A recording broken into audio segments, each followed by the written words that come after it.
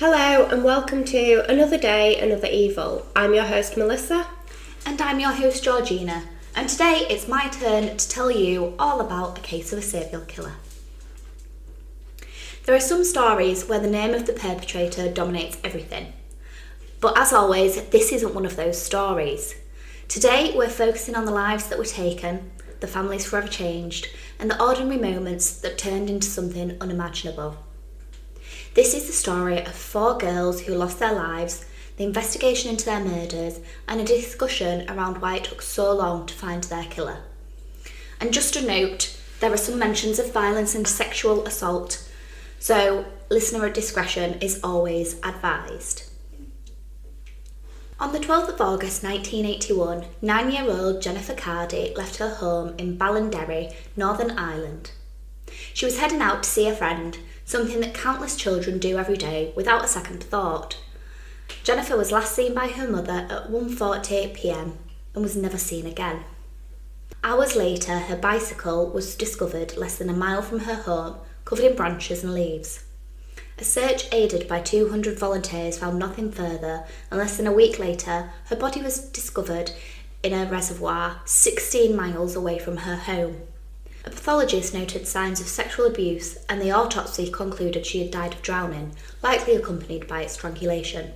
Her watch stopped at 5:40 p.m. So obviously we don't know whether that's the time that she died or whether her watch just randomly stopped at that time, and we don't actually know, obviously, what day that was on. The location of her body suggested to police that her murderer was familiar with the area and the reservoir, which was near a route frequented by long-distance drivers. For decades, her case remained unsolved, and it wasn't until advances in DNA technology that her murderer was finally linked to her. For her family, justice came, but only after a lifetime of waiting. Her family lived with unanswered questions for nearly 30 years. A year later, on the 30th of July 1982, 11-year-old Susan Maxwell was walking home from playing tennis in Coldstream, England. She was just minutes away from home and last seen alive at 4:30 p.m, crossing the bridge over the River Tweed. When she didn't return, concern quickly turned into panic, and the following day a search began. Search dogs and 300 officers were assigned, and a thorough search was made of every property in Cornhill and Coldstream, including over 80 square miles of terrain. On the 12th of August, her body was discovered by a lorry driver across the border in Scotland, 264 miles away, lying in a ditch at a roadside lay-by just outside of Uttoxeter in the Midlands. The precise date and cause of her death couldn't be determined due to decomposition. Susan was bound and gagged with her underwear folded beneath her head. A coroner's inquest found that she died shortly after being abducted. And Susan's case revealed something deeply troubling. Her killer could move easily between regions, leaving communities struggling to connect the dots. 2 countries, 1 child, and a growing sense that something was very wrong. In the case of Susan Maxwell, investigators noted that her body had been transported across the border, a detail that hinted early on at a mobile offender, but without stronger links, each case remained isolated. Witnesses, in multiple cases, reported seeing vans or vehicles near the scenes. This detail appeared more than once, but it was too vague to act on. At the time, there were thousands of similar vehicles on the UK roads. They had no registration number and no clear suspect, just a recurring and incomplete clue. The early evening of the 8th of July 1983, 5-year-old Caroline Hogg was playing outside of her home in Portobello, Edinburgh. When she failed to return home by 7:15 p.m, her family searched the surrounding streets. It's the kind of moments parents rely on, a familiar place, close to home, nothing out of the ordinary. But within that normality, Caroline disappeared.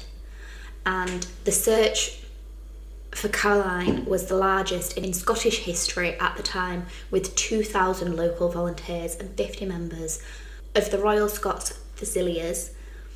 By the 10th of July, her disappearance was headline news across Britain. Police identified 9 known paedophiles that had been in Portobello at the time, and all of them were eliminated from the inquiry. That is terrifying 9 paedophiles in the area. Just 9 in that area. And this girl goes missing and they all get eliminated. I don't exactly know. I didn't overly, because it's such a big case, this. I didn't do a massive deep dive into all of the victims, kind of everything behind it, because there's so much to cover. Yeah. But so I don't exactly know how they were eliminated, but evidently it wasn't any of them but 9, and there's still one person that has done something so horrific. Yeah. It's really worrying, isn't it? It scares you thinking about, if you had kids, how many people in the town that you live in are just wrong-uns and paedophiles, and you don't know anything about it. And for some reason their rights are protected. Yeah, and I think it's different. It's definitely different now, isn't it? There's different laws and things put in place now where you can find out who lives in your area and things like that. There's all the different... Yeah, I think I can see both sides, because you should be informed if a paedophile's moving into your area. Yeah. But also then there's the risk of vigilantism and etc. etc. But then also, don't be a paedophile. Yeah. And yeah. and there are people out there that have tendencies towards young children that do not act on it and seek help. Yeah. And would be paedophiles, but luckily they don't act on that. Yeah. And they, there are people that do have, serious traumas can lead to it, can't they? Because it stops your brain developing, and if something's happened in your young childhood, your brain doesn't stop developing, but it stops developing in some ways, so that when you grow up, you kind of learn to have a sexual attraction to people your age, and kind of within that sphere of things. Yeah. But there are certain things that can stop that from happening, so you end up, if you were 7, for example, at the time of a certain trauma, that can be then when your brain stops developing and you stay attracted to 7-year-olds or younger people, for example. So there are so many things, and there's so many people that do have that kind of tendency, and a lot of them don't act on it and do seek help and look for help and things. It's terrifying. And I guess nowadays as well, you wouldn't, as a 5-year-old, you would be in your garden playing under constant supervision, not just in the area. No, she wasn't wandering the streets, and she wasn't far away, but as a 5-year-old now, it's definitely a different time, isn't it? Yeah, definitely. So, several eyewitness accounts had seen an unkempt, balding man wearing glasses watching Caroline play. A 14-year-old girl also saw Caroline sitting on a bench with a man matching the same description, before seeing them walk hand in hand to a fairground. It was here where the man paid for Caroline to ride a carousel and then left around 7:30 p.m, where witnesses say she looked frightened. It's just classic, isn't it? That luring away. Not, do you want to go see puppies? It's, do you want to go play in the fairground and I'll pay for you? And I suppose in the early 80s that maybe wasn't such the whole stranger danger kind of concept was probably, I'm guessing, obviously we weren't around then, but I'm guessing that was only just kind of coming in. Yeah. But terrifying. Yeah, just... It's so sad. It is.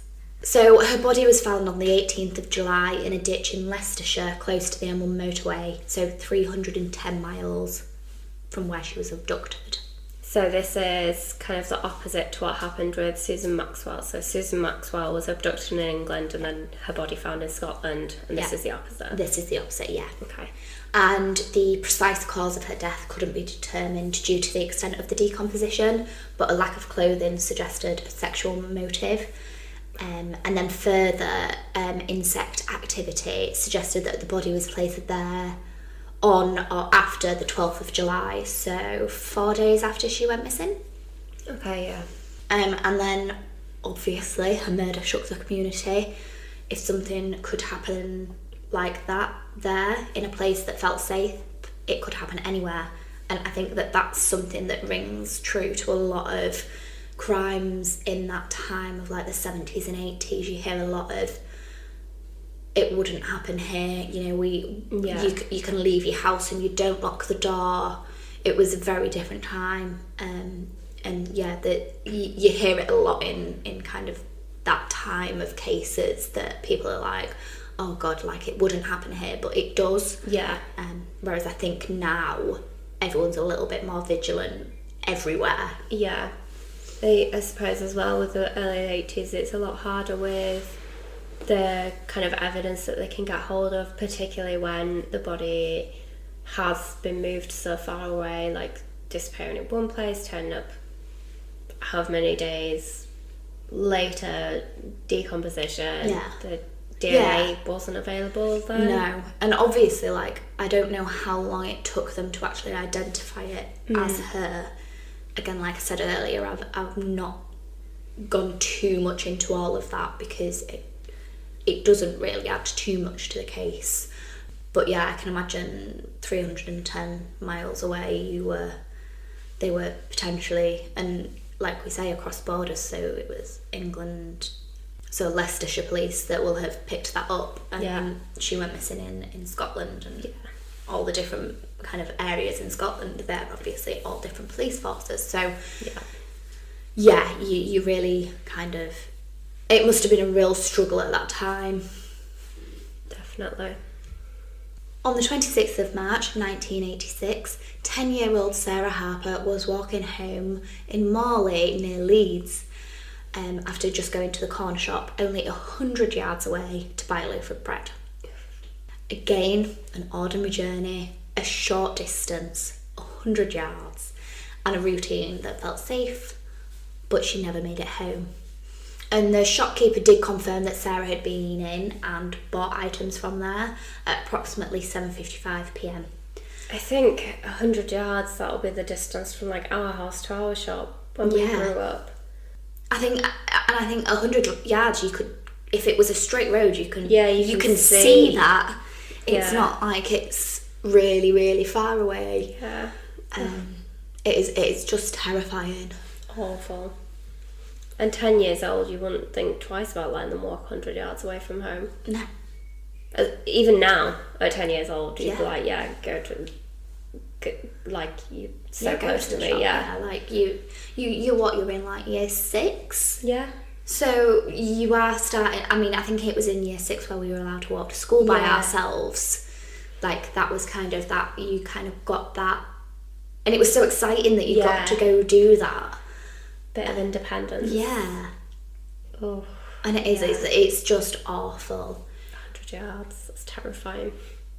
And the shopkeeper also recalled that an overweight, balding man entered the shop only moments after Sarah had. So Sarah was last seen by 2 girls in an alleyway leading towards her home when she hadn't returned by 8:20 p.m, a time in which she should have easily been home. Her mother and sister searched the surrounding areas before reporting her missing. An extensive search ensued. Over 100 officers were assigned full-time to the search, which led to over 3,000 properties being searched and over 1,000 statements being collected. Inquiries by West Yorkshire Police established a white Ford van was in the area and 2 suspicious men had been loitering around the route that Sarah would have taken. And then her body was found by a man on the 19th of April in the River Trent in Nottingham, so 71 miles away from her home. An autopsy shows she died within 8 hours of her last known sighting and that her cause of death was drowning. It's also clear that Sarah had been victim to sexual assault, causing perimortem internal injuries. So by this point, multiple families across the UK were living with the same nightmare, but the connections between the cases were unclear and the man responsible was still free. In 1988, 15-year-old Theresa Thornhill was in the Radford area of Nottingham and was nearly abducted. Theresa had been at the park with her male friend before walking home. The pair had parted at the end of a local street. Her assailant pulled up alongside her in a transit van asking if she could fix engines. Now, please tell me why a fully grown man would expect a 15-year-old girl could fix an engine. Yeah, I feel like that's a very odd luring tactic to try and use. At least ask if she's, I don't know, knows the directions. Do you know where somewhere is? How many? I can count several times where I've been asked that as like fully grown adult, probably plus like kind of been a younger teenager. I've definitely been asked as a teenager where something is. Yeah, fix an engine. Yeah. It baffles me, but yeah, adults should not have to ask children. Yeah. Yeah, if there are any young listeners out there, which you shouldn't be listening, but if there is, or if there's any adults who have young children or young adults, please tell them that fully grown adults should not be asking them questions on the street. Yeah, they should not be asking children or young people where things are, how to get somewhere. No, find an adult and ask an adult. Yeah. I would never go up to a child or a teenager and be like, do you know where so-and-so is? No, I'd find another adult that if I needed to. Yeah, Weird. Fix engines, I can't. No, I know. How ridiculous. So Theresa obviously responded that she couldn't and began walking off. And that's when her assailant grabbed her from behind and attempted to carry her into the van. And Theresa, thankfully, kicked and writhed as she attempted to free herself. Unfortunately, she was wrestled into the van before Theresa squeezed her assailant's testicles and bit his right forearm. Good for her. Absolutely good for her. I think as a fully grown adult, I don't know whether I'd know what to do in that situation. If somebody grabbed me and as a 15-year-old, I think that must be so scary. But thank God for her. And it was at this time when her friend, obviously hearing like the commotion and the struggle, came to help, and they managed to get away. And she went home and it was immediately reported to the police. Good. So there was one case that was about to become the unravelling of this murderer. On the 14th of July 1990, a 6-year-old girl in Stowe, and I can't find her name or any identification of her, and I think it's because she was so young at the time. It hasn't been released and nothing has come up since either, which absolutely and she fine. Wasn't murdered, so it's a case of protecting her identity. Yeah, protecting her identity. Understandable. And she's not come forward and wanted to link herself with it, so that's absolutely fine. But I cannot find anywhere that has identified her name or put an identification with us. From now on, we'll call her Jane Doe. And she was in the Scottish borders and was approached and abducted. So a local retired postmaster saw the abduction take place and noted the registration number of the van and called the police. And it was that moment, that decision to act, it was that led to an arrest and likely prevented further crimes happening. Within minutes, 6 police vehicles were in the village and the assailant was apprehended. And Jane was luckily found alive by her father, who was a police officer. Wow. Her hands were bound behind her back and her legs were tied together and her mouth was gagged, but she was found safe in the back of the van. Unfortunately, Jane had been the victim to serious digital assault, and she was able to pinpoint the lay-by on the A7 where she was assaulted. God. But she's alive. Yeah. And she's safe. Yeah. And this reminds us that even in the darkest of stories, there are moments where someone chooses to step in, which changes the outcome forever. And I think that's important to remember, because how many times do we hear, they saw something but just thought it was a child arguing with her parents, or they heard a couple arguing but they didn't want to intervene. Nobody wants to be that person. Yeah. In case it's not what it looks like. And you've got to remember that it's better to be safe than sorry. Like, the police have a much easier job turning up and going, you were actually wrong in this case. Yeah. Fine, okay. You don't want to look stupid, do you? No, We have this thing of, we don't want to put people out and we don't want to look stupid. So And can only imagine you don't how want to be many... involved in people's lives and them know that it was you who'd reported them for having an argument, for example, or... And I can only imagine the amount of times that I probably kicked and screamed with Dad because I didn't want to go home or I didn't want to do something. Luckily, it was always Dad that was, and it wasn't anybody else. But I don't know whether anyone would have specifically rang the police about it, or how many times you see kids in supermarkets kicking off because they're not allowed to put something in the trolley, and or being dragged out of somewhere, and like you almost don't think anything of it because you just like, oh, it's their mum or their dad pulling them out.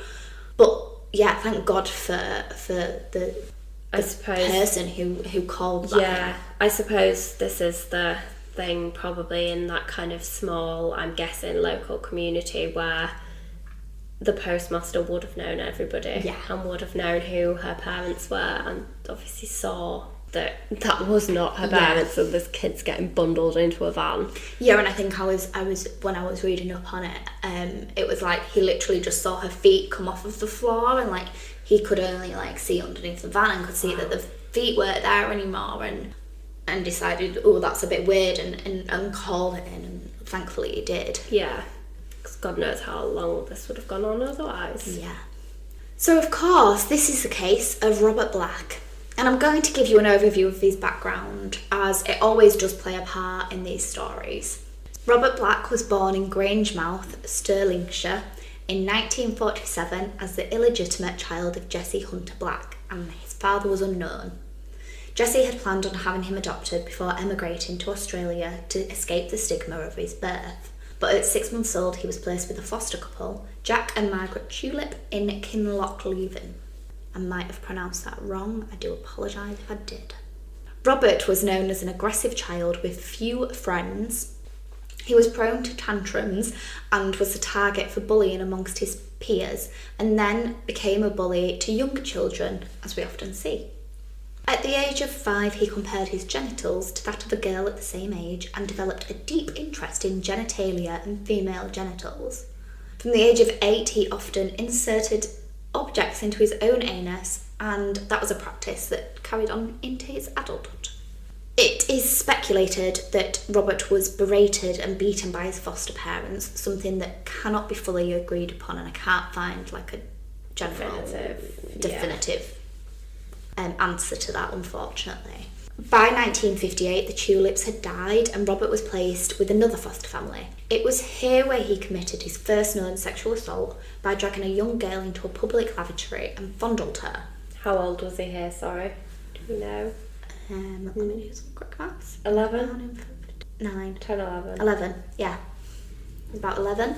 His foster mother at the time reported the offence and insisted he was removed from her home.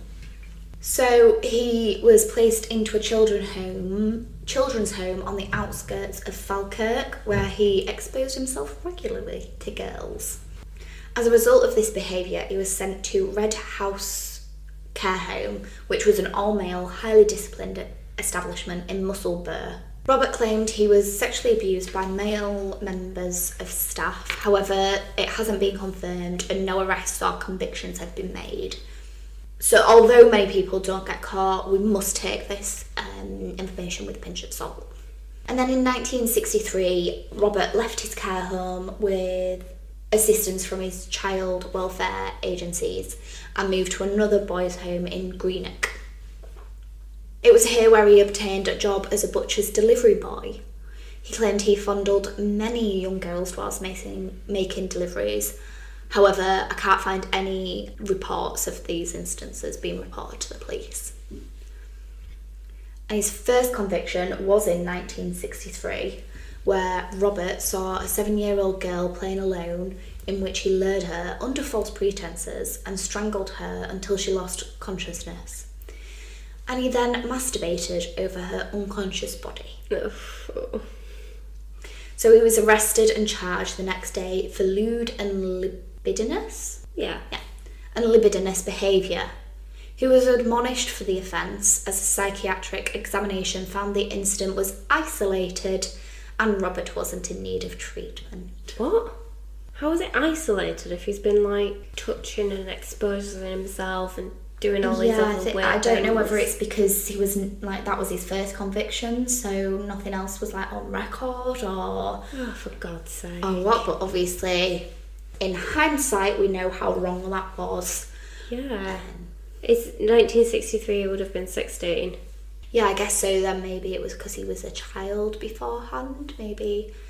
Surely this is Different. look into his history. Yeah. Just because somebody doesn't have a criminal record doesn't or recorded. It just means they've never been caught. Yeah, that's all it exactly. means. It means they've never been caught. But it was maybe well known. Well, obviously, if he's been removed from a foster home for touching a child, and also removed from another home from exposing himself to young girls, then that is a pattern of behaviour that clearly needs addressing. Yeah.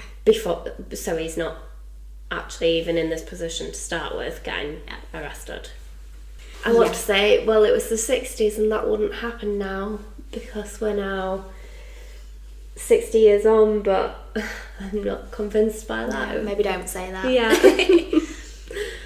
So in 1966, Robert was evicted from his lodgings when his landlord discovered he had molested his 9-year-old granddaughter.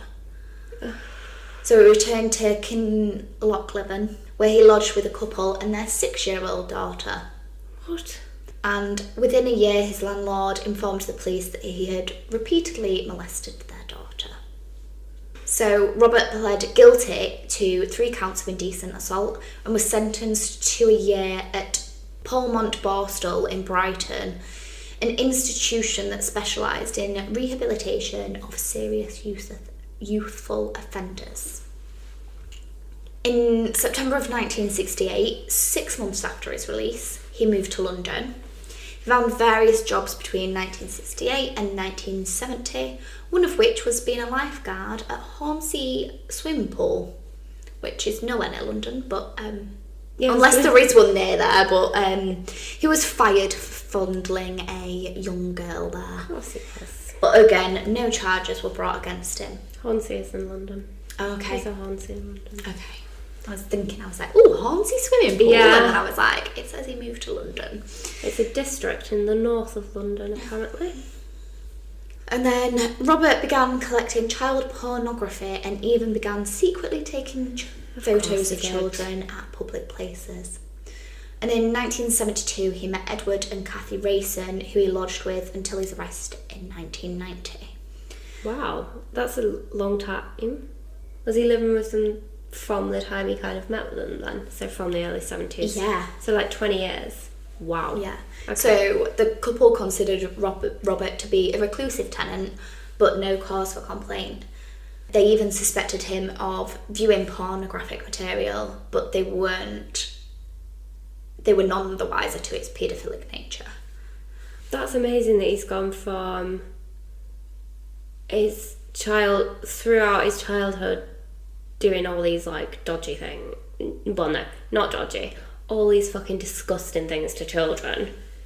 Been arrested a few times, and then he somehow manages to spend 20 years acting normal with nothing in between. Nothing that he was caught for. Yeah, I'm gonna go But onto it now. I meant more to have been caught this many times now, up to now, and then to have, I suppose you'll learn from your mistake. Oh, God. Yeah. So the arrest on the day in July 1990, when he abducted Jane, triggered a major... Sorry, can I just confirm that he abducted her and he was arrested a few hours later? Yes. But he was found after he'd already started assaulting her. So That's he right. had assaulted her. Yeah. Digitally assaulted her, yes. Yeah, okay, yeah. So after the arrest, it triggered a major investigation into Robert Black. He admitted to sexually assaulting Jane, but he stated that he didn't have much time to do anything else. He was then charged with the abduction and remanded in custody. Whilst awaiting his court appearance, the similarities between the cases we have covered were noticed, which led to the superintendent notifying Detective Hector Clark, who travelled from Wakefield to interview him. A search of Robert's van led to the discovery of items that raised serious concern, including, but not limited to, restraints, children's clothing not belonging to Jane, and a selection of sexual aids.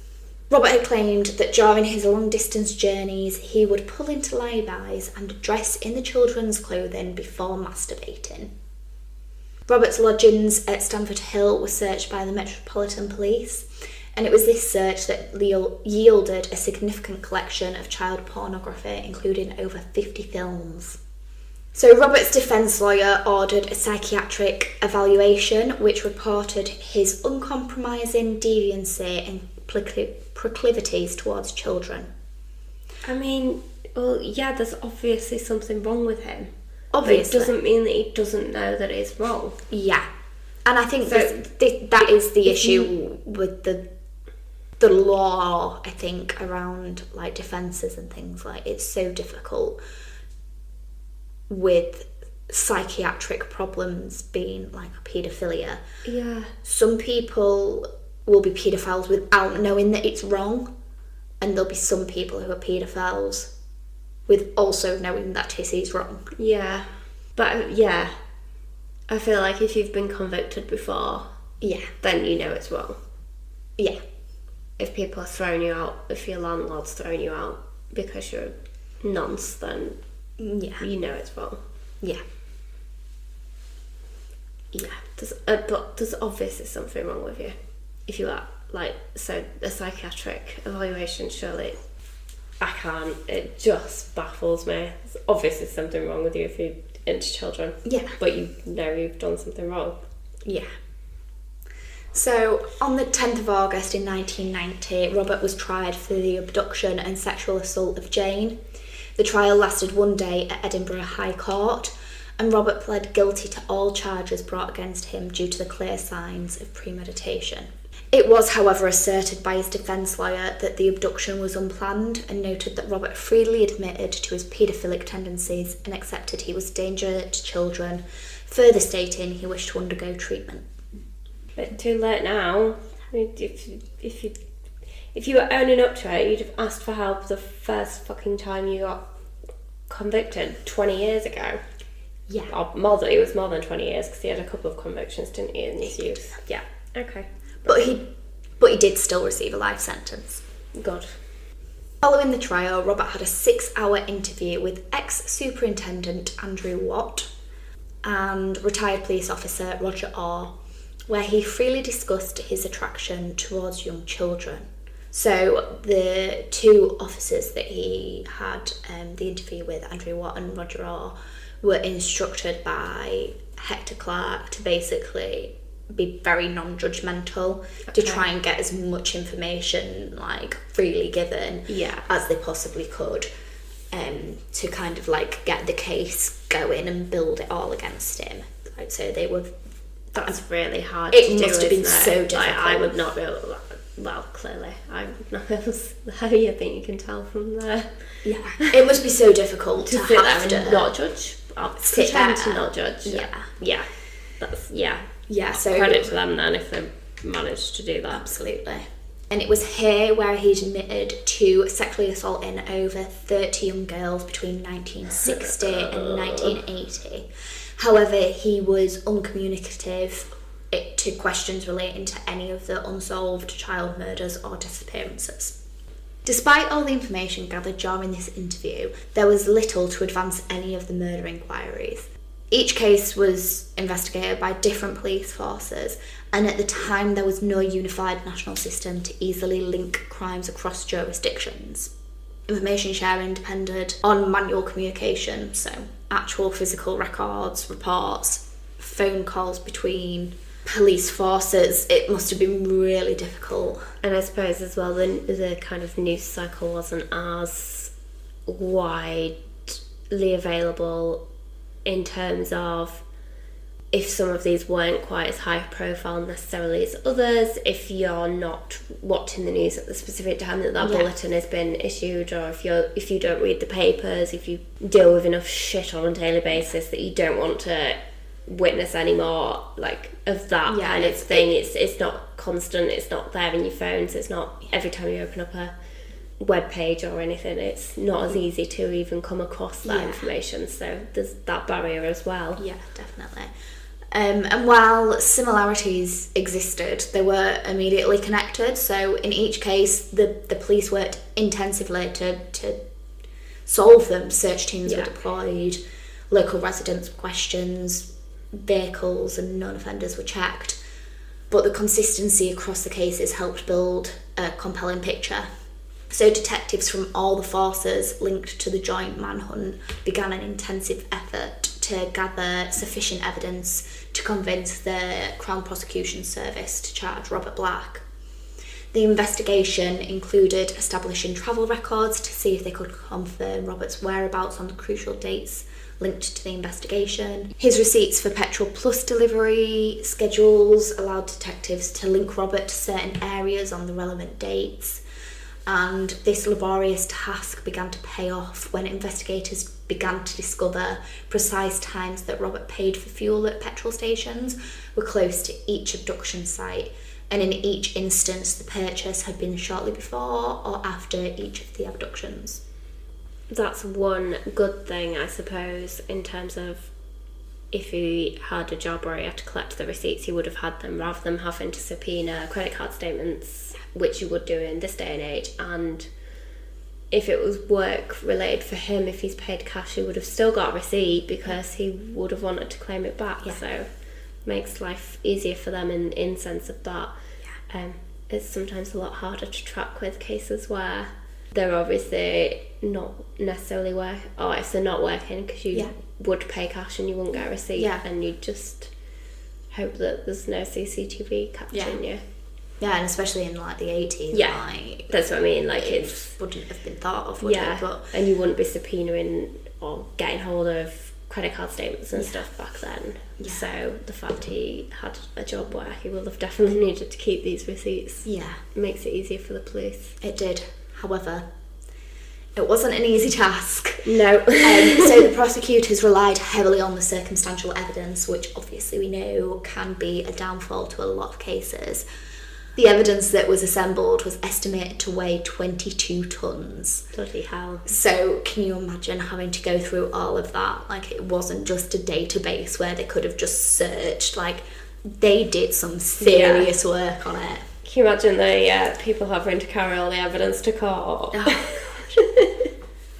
and at the time, forensic evidence was more limited than it is today. However, investigators were certain that they had enough sufficient circumstantial evidence to convince the Crown Prosecution Service that it was likely that they could secure a conviction. And all the evidence was submitted by May in 1991, and in early 1992 it was found that the evidence was sufficient to try Robert Black for the 3 murders and the attempted abduction that we discussed earlier.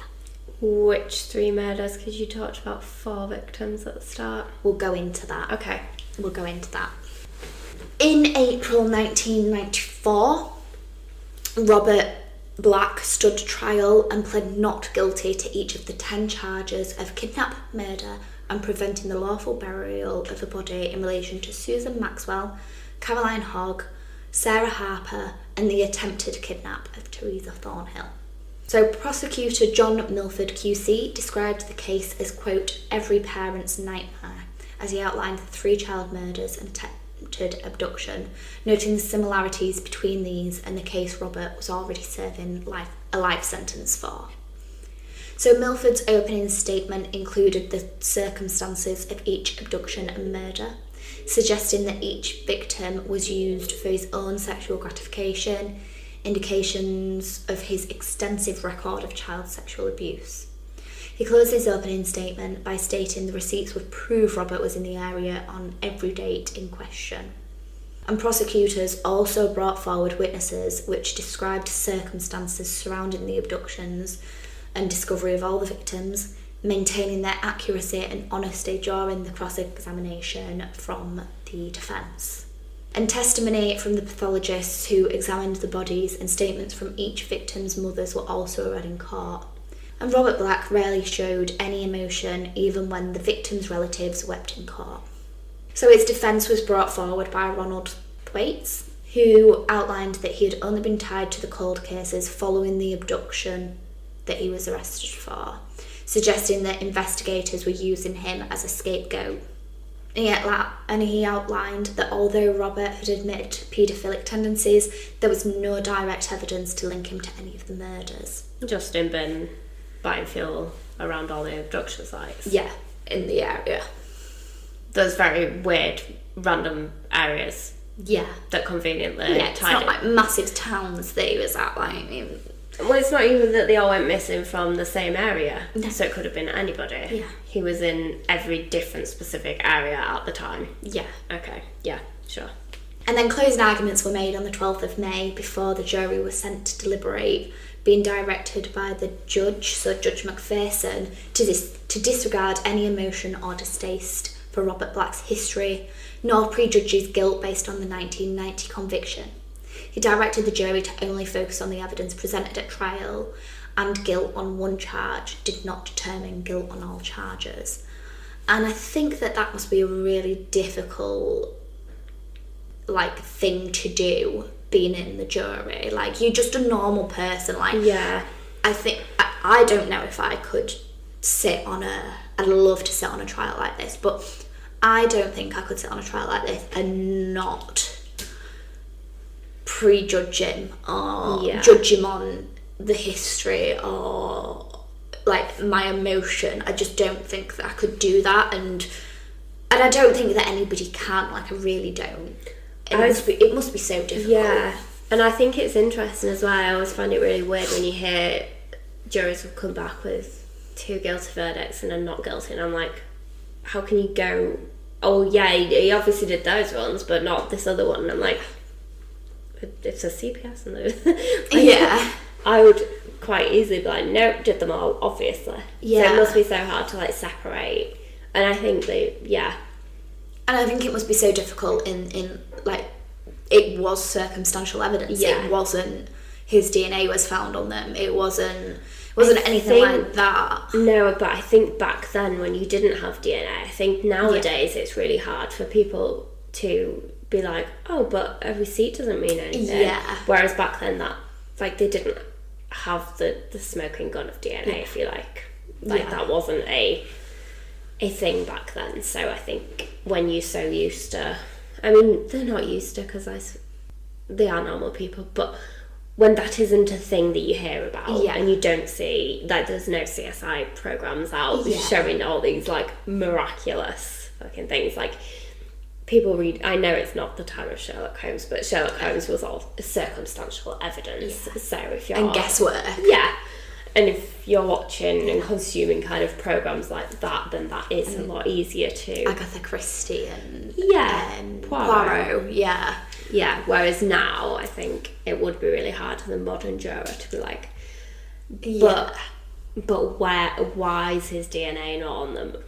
Yeah. So, it must be so hard. So on the 19th of May 1994, the jury found Robert Black guilty of the kidnapping, murder and preventing the lawful burial of a body in all 3 cases, and guilty of the attempted abduction of Theresa Thornhill.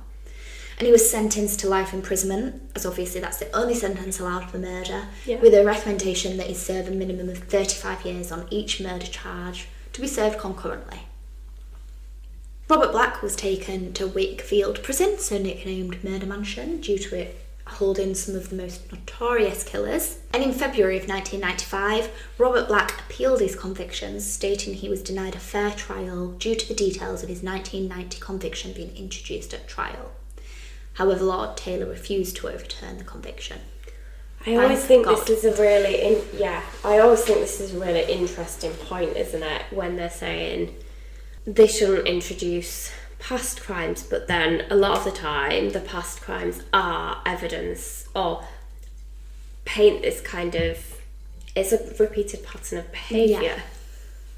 If you are a sadistic killer, then that well, I'd understand it if it was a totally different crime. yes, but when and they were it's similar, saying you're not allowed to see, you're not allowed to consider the fact that he was sent to jail for something totally different. Attempted kidnapping of a child when you've gone out and murdered like a fully grown man in a bar fight, like that's completely different. But when it's the same victim profiles, it's the same MO, then that absolutely should be allowed, and I think that should be a case everywhere. Like if you have a violent past and then you now murdered somebody in a violent outrage, and you've had all these previous convictions of violence or domestic violence, then you've like killed your wife in the end. It shows that you're capable of something like that if you don't have any sort of background, and that's the first time doing something.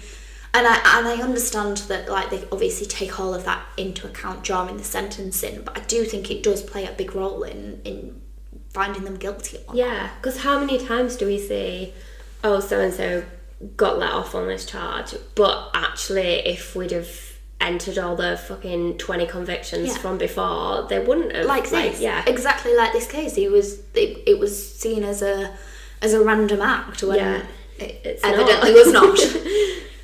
In December of 2009, Robert Black was again summoned to appear at court in Northern Ireland, charged in relation to the murder of Jennifer Cardy. So he was charged with this sexual assault and murder in 2011 and pled not guilty.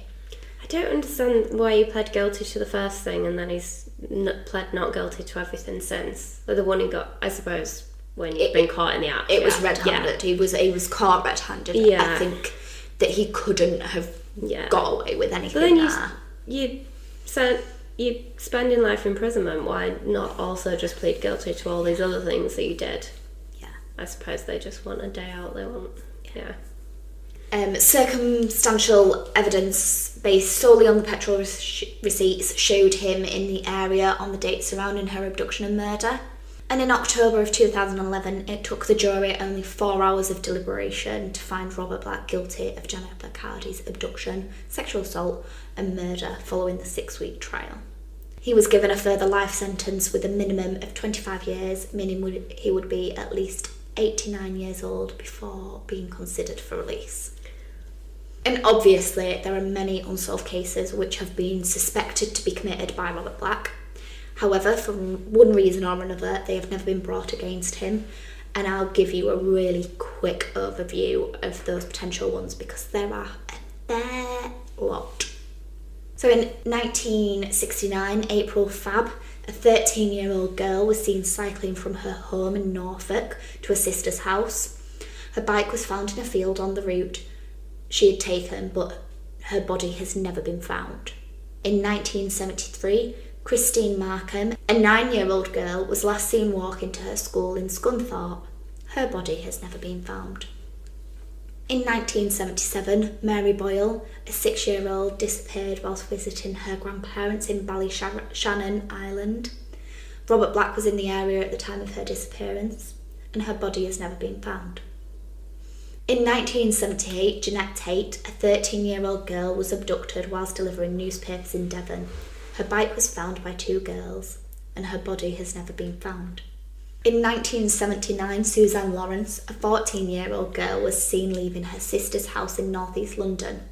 Her body has never been found, and although linked to Robert Black, she has also been linked to Peter Tobin, a Scottish serial killer and sex offender who served a whole life order for 3 murders committed between 1991 and 2006. In 1980, Patricia Morris, a 14-year-old girl, disappeared from her school grounds. Her body was found a few days later, fully clothed in Hounslow Heath, London, with ligature marks around her neck but no signs of rape. And Levi Belfield actually claimed to have murdered Patricia, but he was only 12 years old at the time of her death, so the police were a little bit sceptical on that one. In 1981, Pamela Hasty, a 16-year-old girl, was found strangled and bludgeoned in Renfrewshire. Eyewitnesses saw a man matching Robert's description running from the crime scene, but police don't believe he was in the area at the time.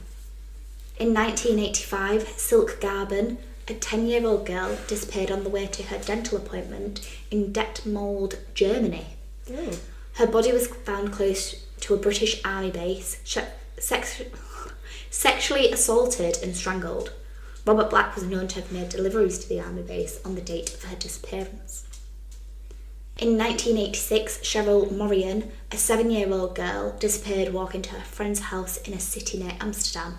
Black was known to make regular trips to Amsterdam to buy paedophilic pornography and was a strong suspect in this case. In 1987, Virginie Delmas, a 10-year-old girl, was abducted from Neuilly-sur-Marne in France. I'm sorry, that is not how it's pronounced, but that's the best I can do. And her nude body was found in an orchard 5 months later. It is known that she was strangled, but due to decomposition, it could not be determined whether she was raped beforehand. However, her clothes were found folded beside her. Robert Black was known to have made deliveries in the area on the date in question. Emma Greed-Harry, a 10-year-old girl, was found raped, strangled and burned in northern France 2 hours after she was walking home from a bookshop. And again, Robert was known to regularly travel in the area. Perrine Binneran, a 7-year-old girl, disappeared on the way to her pottery course in northern France. Her strangled body was discovered in a field with clothes folded beside her. Sabine Dumont, a 9-year-old girl, was last seen walking home from a bookshop. Her body was found sexually assaulted and strangled in a commune of Beauholland, northern France. Robert was named as the prime suspect in her murder in 2011, and the DNA retrieved from her clothing has never actually been compared to Robert's. Were all these ones in France in 1987? Yes. Okay. In 1989, Ramona Herling, an 11-year-old girl, was last seen walking from her home in Bad Dreiberg, Germany, towards swimming baths, and her body was never found. In 2005, Robert Black was arrested by Devon and Cornwall police investigating the murder of 13-year-old Devon schoolgirl Jeanette Tate in 1978. So it's one that I mentioned earlier, but there was insufficient evidence to prosecute him. In 2008, the Crown Prosecution Service stated that there was now insufficient evidence to charge Black with any further murders. In 2016, Robert Black died in prison at the age of 68 due to natural causes, many years away from potential release. Evidence was going to be brought against Robert in the case of Jeanette Tate, which was reinvestigated in 2014, with early indications that the Crown Prosecution Service would have charged him with her abduction and murder, and his death left many unanswered questions, yet he didn't ever admit to anything. And cases like these contributed to major changes in UK policing, such as improved communication between forces, centralised systems and advances in forensic science. And today it's far more difficult for a pattern like this to go unnoticed across regions. The investigation into Robert Black was not a single breakthrough moment. It was a gradual process, one shaped by limitations, misconnections and eventually critical intervention by a member of the public. It is a reminder that justice is sometimes delayed, but that it also depends on people. Investigators who keep on going, families who keep pushing for answers, and sometimes, thankfully, a stranger who decides to act. Each of the children had lives beyond the moment that they were taken. They had families, friends, routines, plans for the next day, the next week, the next year. Their stories didn't begin with what happened to them, and they shouldn't be defined only by it. For their families, the impact never truly ends. Decades later, the grief remains, the questions remain, and in some cases, the search for answers lasted a lifetime. And it's easy in stories like this to focus on the person who caused harm, but today we've chosen to focus elsewhere, on Jennifer Cardy, Susan Maxwell, Caroline Hogg, Sarah Harper, and the countless other children who could have potentially been victims of Robert Black, children who should have had the chance to grow up. And if there's anything to take away from the story, it's this, that behind every headline there are lives, and those lives deserve to be remembered. So that was the case of Robert Black, and thank you for listening. Thank you for listening to Another Day, Another Evil. This show was written and hosted by Melissa and Georgina Scorer. All of our sources can be found in the show notes. Stay safe. Goodbye.